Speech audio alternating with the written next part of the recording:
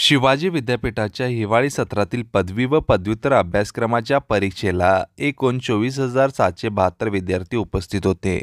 विद्यापीठ कार्यक्षेत्रातील महाविद्यालयामध्ये सोमवारी BA, BCom, BSc, MA, MCom, MBA, BCA, MCA, BA, BEd, BTech, LLB, BSW, MAd आदी 100 अभ्यासक्रमांच्या 196 केंद्रावर परीक्षा सुरळीतपणे संपन्न झाल्या. दिनांक 16 डिसेंबर रोजी BTech, BVoc building technology, MTech architect, PG diploma in international relation इत्यादी अभ्यासक्रमांचे निकाल जाहीर झाले आहेत आणि आज अखेर एकूण 33 निकाल घोषित झाले आहेत. भरारी पथकाकडून कोल्हापूर जिल्ह्यातून 3, सांगली जिल्ह्यातून 1 व सातारा जिल्ह्यातून 1 अशा 5 गैरप्रकारांची नोंद झाल्याची माहिती परीक्षा व मूल्यमापन मंडळाचे संचालक डॉक्टर अजितसिंह जाधव यांनी प्रसिद्ध केली आहे.